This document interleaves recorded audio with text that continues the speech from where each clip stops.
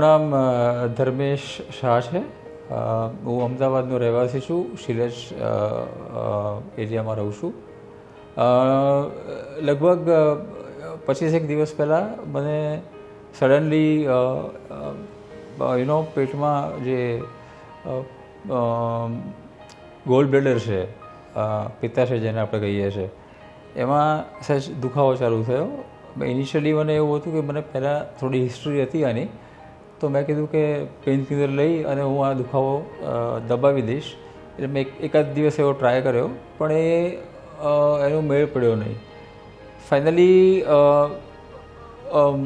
મેં મારા ડૉક્ટર જે છે, જેને હું 15-20 વર્ષથી કોન્ટેક્ટમાં છું, કન્સલ્ટ કરું છું, એમને મેં ફોન કર્યો. મને કંઈ વાંધો નહીં, તમે મારી પાસે આવી જાઓ, એક વખત જોઈ લઈએ.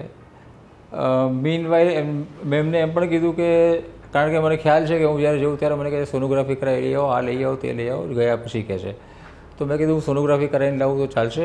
મેં કીધું સારામાં સારું કે તમે લઈને જાઓ તો બધું વધારે સારું છે.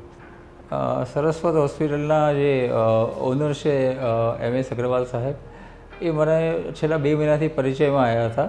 ક્યાંક અમે ભેગા થયા હતા અને અમારે જરા કોઓર્ડિનેટ એક્સચેન્જ થયા હતા. અને મને કીધું હતું કે તમને ક્યારે આપણે કંઈ જરૂર હોય તો કોન્ટેક્ટ કરજો, આપણી હોસ્પિટલ છે બોપલમાં અને તમે શિલજમાં રહો છો તો નજીક પણ પડશે.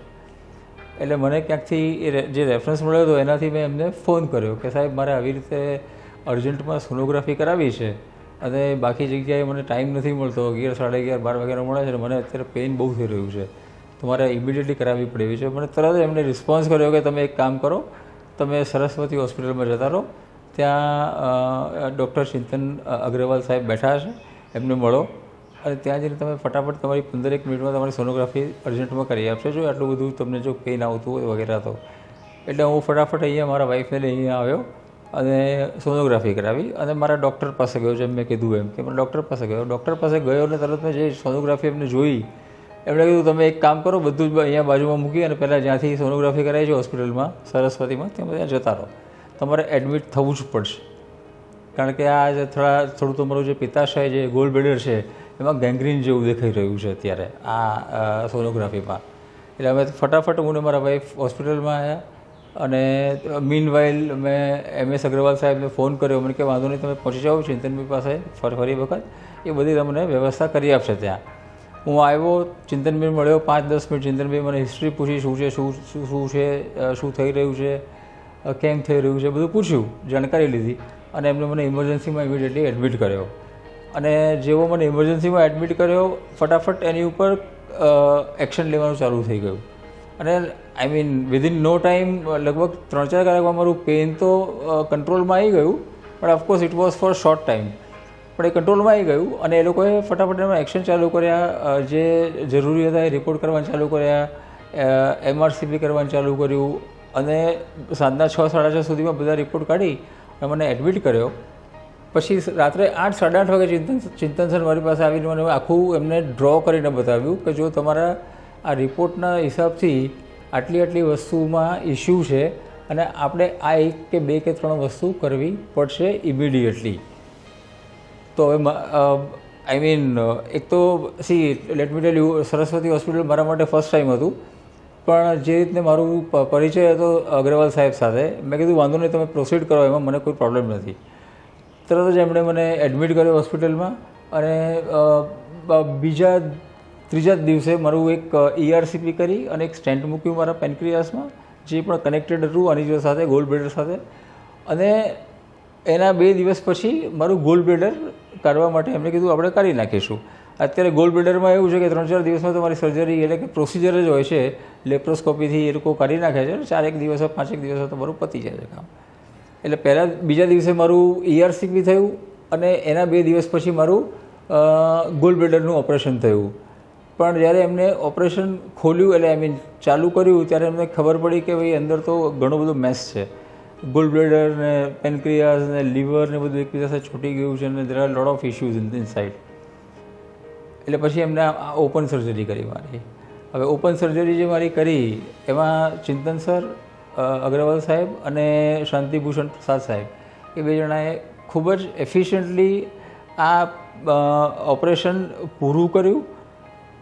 અને જેમ મેં કીધું એમ, જે મને આગળના કોમ્પ્લિકેશન હતા એ હિસાબથી મારા જે ઓપન સર્જરી કરવા પછી ઘણા બધા ઇસ્યુ દેખાઈ રહ્યા હતા.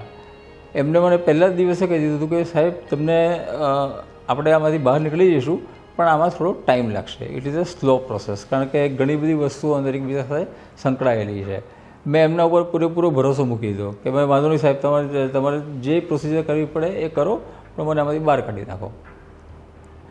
આખી પ્રોસેસમાં લગભગ આ જે 15-17 દિવસની જે પ્રોસેસ ચાલી, એમાં જે ડૉક્ટર્સ, સ્પેશિયલી અગ્રવાલ સાહેબ, ચિંતન અગ્રવાલ સાહેબ, શાંતિભૂષણ પ્રસાદ સાહેબ, ખેરિયા સાહેબ, લક્ષ્મણ ખેરિયા સાહેબ, અને એમના જે બી અહીંયા હાઉસ ટીમ છે, હાઉસ ડૉક્ટર્સની ટીમ છે, એ કન્ટિન્યુઅસલી મારું ટ્રેકિંગ, મોનિટરિંગ, શું આપવાનું છે, શું નથી આપવાનું, કયો રિપોર્ટ કરવાનો છે, કયો નથી કરવાનો, એકદમ 24 hours એમ કહીએ ને કે 24/7 એ લોકો મારી કેર કરી છે. ક્યારેક હું કંટાળી જતો હતો કે ભાઈ આ કેટલું બધું તમે કરો છો, કે આમાં કરવું જ પડશે જો આપણે બહાર આવવું હશે તો. જો આ ગોલ્ડબ્લેડરની નોર્મલ લેપ્રોસ્કોપી હોત તો 4 દિવસ તમે ઊભાથી નીકળી ગયા હોત, પણ આ તમારા કોમ્પ્લિકેશન્સ ઘણા બધા થઈ ગયા છે. એટલે મારા હિસાબથી જે મને જે મેડિકેશન, જે ટ્રીટમેન્ટ, જે ઓપરેશન મારું થયું છે સક્સેસફુલી, એ કમ્પ્લીટલી હું અગ્રવાલ સાહેબ અને શાંતિભૂષણ સાહેબને હું આપું છું, કે જેમણે બહુ જ એફિશિયન્ટલી આ વસ્તુ પૂરી કરી છે. જ્યાં સુધી હું સ્ટાફની, હોસ્પિટલના સ્ટાફની કે નર્સિંગ સ્ટાફ છે કે આઈસીયુના સ્ટાફની વાત કરું, મેં ઘણા તોફાન કર્યા. પહેલાં 2-3 દિવસ હું જ્યારે હું વેન્ટિલેટર પર હતો ત્યારે મેં ઘણા તોફાન કર્યા હતા. મને ખબર નહોતી કે હું ક્યાં છું, ક્યાં નથી. I was completely unconscious.